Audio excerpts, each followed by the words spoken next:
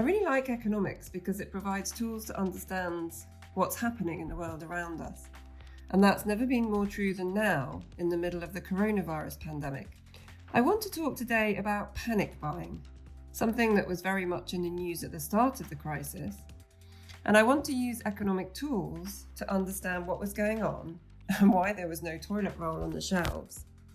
In the early days of the crisis, the newspapers were full of headlines about people going crazy in supermarkets. Brits spend $1 billion on food in 3 weeks, said one headline, and another, stockpiling Brits spend 18 million on toilet roll in a week. It wasn't just something that happened in the UK. There were huge queues at Italian supermarkets. Panic buying erupted at the start of week-long coronavirus travel restrictions. And in Germany, coronavirus leads to Hamsterkäufe. The use of the word or expression panic buying indicates this behaviour was irrational. People were buying more than they needed. They were acting out of fear, and they weren't really thinking about what they were doing. Let's step back and use economic analysis to try to understand what was going on. How much were people really buying? Why did stocks run out? And did it make sense for people to buy more than they usually did? We can look at this problem using different economic tools. So we can think about demand side factors and supply side factors, but it also helps to think about strategic interaction between people. If I'm worried that one person is going to buy more than usual, then that might cause me also to buy more than usual, and that might result in shelves being empty. To look at this type of strategic interaction, we'll introduce game theory. Let's start with the demand side. The newspaper headlines had some pretty big numbers. 1 billion on food and 18 million pounds on toilet roll. That's a lot of toilet roll. Well, it would be if there was just one house in the UK. 18 million pounds on toilet roll seems a lot if you just imagine one household. But of course, there isn't just one household in the UK. There are in fact 28 million households in the UK. On average, each household spends about £62 a week on food. So if we multiply that £62 a week by the 28 million households in the UK, we come up with total weekly spending in the UK of 1.7 billion. Households in the UK spend 1.7 billion on food every single week. So if they spend an extra 1 billion, that means they're spending about 4 days worth. Stockpiling conjures up images of people in bunkers surrounded by weeks' worth of food. But if you look at the numbers, that wasn't really what was going on. People were buying slightly more than usual at a time when they were working from home and the kids weren't going to school, both of which probably meant they actually needed more food than usual. We can do the same sort of calculation for toilet roll. Looking at the figures from the Office for National Statistics, each household spends, on average, about £1 a week on toilet paper. So, thinking about those 28 million households, that's a simple calculation. UK households spend about £28 million a week on toilet paper. So if you think about an extra 18 million, that's about 4 days worth. And again, at a time when there might have been more need. The takeaway from this is it's important to question whether a large number really is a large number. 1 billion sounds like a lot of food, 18 million sounds like a lot of toilet roll. But when you think about it and put it in context, actually it isn't really so big after all. It's very common for the media to talk about large numbers, which actually turn out to be fairly small numbers. In order to question large numbers, we need to be able to make reasonable approximations about large numbers. A good way of doing this is a process called Fermi estimation. It's named after Enrico Fermi, who was an Italian physicist. He used his principles to estimate large numbers in the natural world, like the number of stars in a galaxy. But you can apply the same principles that he used to think about large numbers in the economy or in our everyday lives. The basic principles are to use limited information about things that you know to make sensible guesses about large numbers that you don't know. So the large number that you probably don't know off the top of your head is how much is spent on food in the UK. But you might know some things that could help you make a rough approximation of total weekly spending. You might know, for example, how much your household spends, and then you could think whether your household is likely to be a good representation of a typical household. Do you have a lot of people in your household, or do you have not so many people in your household? And then you can think what a typical household might spend. And then, having sort of fixed an idea of what a typical household spends, You can then think about how many households are there in the UK and multiply up to get a rough approximation. You might not be exactly right, but you might at least get the right order of magnitude. And that helps you make a judgment about the large number that you see in the newspaper headlines. This process of Fermi estimation is very helpful in lots of different areas. It's really a way of thinking sensibly through a problem. You've got a problem of estimating how much food is spent in the UK. All you can do is make a sensible guess using facts that you may have at your fingertips and a sensible process for reaching a total. It's often used by firms in interviews. They want to find out how you think, and they think that Fermi estimation is a good way of thinking sensibly through a problem. So you can try it out. How many petrol stations are there in the UK? See if you can make a guess. Of course, you could Google it, but you could also try to use Fermi estimation.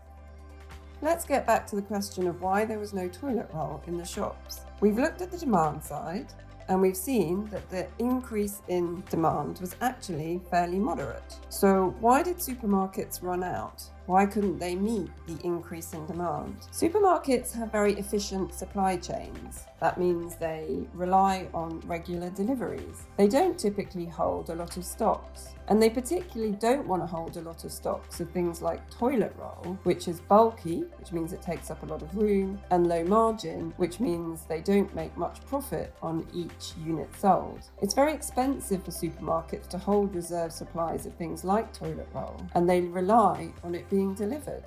Demand for toilet roll is normally quite regular. When demand increases in an unexpected way, supermarkets don't have supplies, and the efficient supermarket chains take a while to respond to the change in demand. This model works very well in normal times, and it keeps everything cheap because supermarkets don't hold supplies. But it means that supermarkets might run out when demand increases in an unexpected way, even if that demand increase is relatively small.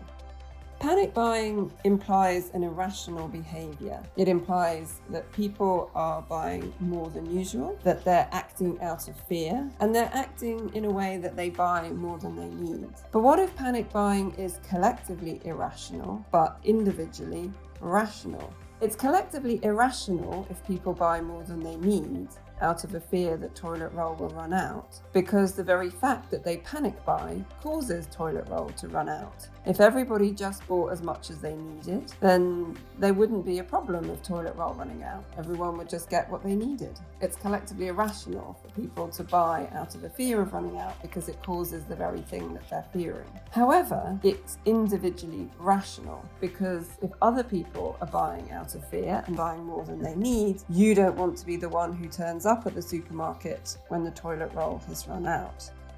Individually, it's therefore rational for you to stock up on toilet roll too. This is an example of strategic interaction. When I'm thinking about what to do, I think not just about my behaviour, but I think about how other people are going to behave. So it's an interaction of my behaviour and other people's behaviour that determines what I should do. Strategic interaction occurs when people think about and take account of the actions of others when choosing their own actions. It's very common in the world around us. We're not operating on our own. We're living in a society where how we behave is affected by how other people behave all the time.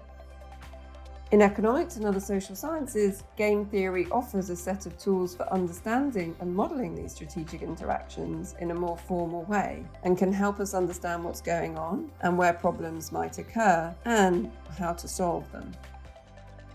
Let's play the toilet roll game. So let's think about two people, Ahmed and Bella, and let's suppose they both use 1 pack of toilet roll each week. So in normal times, total supply is 2 packs a week. They each buy 1 pack every week, and there's enough for everyone. Now suppose coronavirus hits the UK. Let's assume it doesn't affect the supply of toilet roll. That's what the supermarket said in the recent crisis. They said that there was no impact of the virus and the crisis on the supply of goods and services. However, Ahmed and Bella might still worry that supply might be affected. They might worry that toilet roll will run out. So what should they do if they're the first to turn up at the supermarket? Let's think about Bella and Ahmed's options and how those different options affect the possible outcomes. So we've got a table here with Bella's options of buying 1 pack or buying 2 packs. And we can also include Ahmed's options of buying 1 pack or buying 2 packs. Suppose they both buy 1 pack each. Well, that's great. There's enough for everyone. There's certainly enough for everyone this week. But of course, Ahmed and Bella might worry that they have a pack for this week, but there might be no toilet roll on the shelves when they turn up next week. Should they buy 2 packs if they turn up first? Well, if Bella buys 2 packs, if she gets there first, then she knows she's got enough for this week and next week. Of course, however, if Ahmed turns up after Bella, then he may lose out. So what should Ahmed do? Well, he could stick to buying 1 pack, or if he turns up first, he could buy 2 packs. Now, if he gets 2 packs, then he gets enough for this week and next. But of course, Bella may lose out. So what should they do? A lot might depend on whether they care about each other. If Ahmed cares about Bella, then he might hold back and only buy 1 pack. The same with Bella, if she cares that Ahmed might turn up after her and not have any toilet roll to buy, then she might hold back. But of course, if they're not thinking about other people, if they're only thinking about their own self-interest, then if they're the first to turn up to the supermarket, then what they should do is buy 2 packs. It's a sensible strategy because the fear is that the other person will buy 2 packs, the toilet roll will run out, and there won't be enough for this week and next. So the toilet roll game shows how panic buying can be individually rational. It makes sense for both Ahmed and Bella to buy 2 packs if they turn up first, but collectively irrational. The best outcome is if they only buy 1 pack each because it gives both of them enough this week, and if they repeat the game next week, there'll be enough next week too. If they both buy 2 packs, however, then the person who turns up first is safe in the knowledge that they have enough for this week and next, but the other person loses out. And only if Bella or Ahmed care about the other person would they hold back. If they're rational in the sense of caring about their own interest, then they will buy 2 packs and there won't be enough for everyone. This toilet roll game is an example of a very famous game theory model known as the prisoner's dilemma. The prisoner's dilemma involves 2 people who are accused of a crime. They're caught and they're put into separate cells and they're questioned by the police. They're faced with a choice between either confessing and giving evidence against the other or remaining silent. They don't know how the other is going to behave and they have no way of communicating with each other. If both confess, each will get the full punishment for the jointly committed crime. That's 15 years each. If both remain silent, they will be charged with a lesser crime and be sentenced to 5 years each. But if only one confesses while the other remains silent, the confessor will be let off, while the one who remains silent gets 20 years. So the collectively rational action in this game is to be silent. If both remain silent, they both get away with 5 years. However, if one of them thinks the other one will remain silent, then they have an incentive to confess because they can walk away with nothing. However, if both confess, they end up at the worst outcome, 15 years each. Collectively, it's rational for them to remain silent. What happens is that they both confess because that's the individually rational action. This is a stylized example, but it's used to illustrate what happens in many real-world situations. It's what happens when it came to panic buying for toilet roll. It's also what happens when you think about scarce resources. So this is known as the tragedy of the commons. There are scarce resources, then collectively, the best outcome is for us to hold back and not use them up. But of course, if we think that other people will hold back, then we individually have an incentive to get as much for ourselves as possible. What happens is that means the scarce resources dry up and we're left in a worse place. Another example is thinking about large firms who are competing with each other.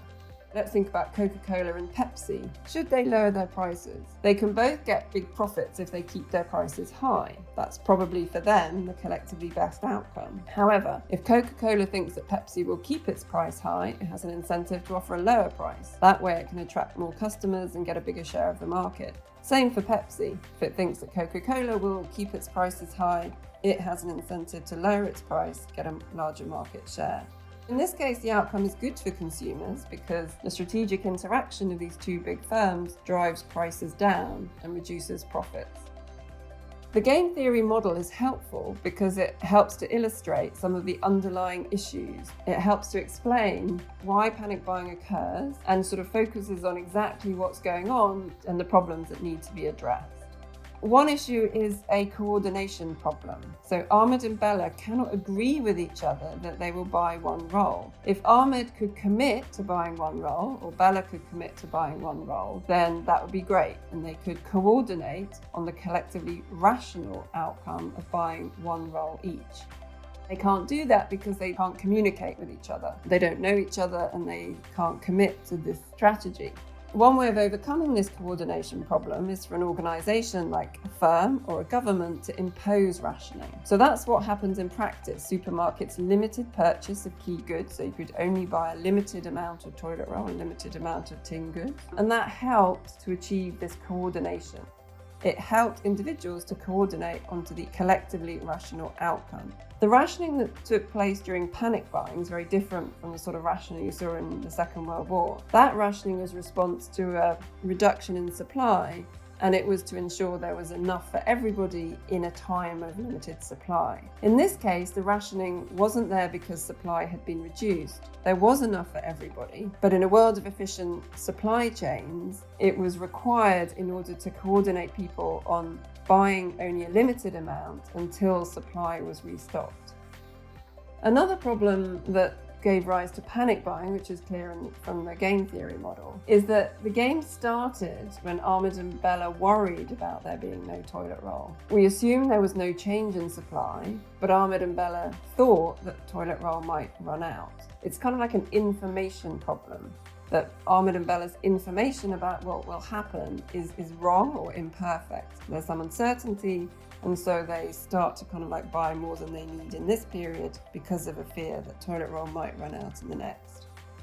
So to address this, there was a lot of reassurance from the government and supermarkets that the supply chains were unaffected and that there was going to be enough toilet roll for everyone. Of course, the media reports we saw at the start undermined the government reassurance and only made the problem worse. So by reporting on the problem, by showing shelves that were empty, the media fueled the fire of panic buying and led to it carrying on longer than it otherwise might have done.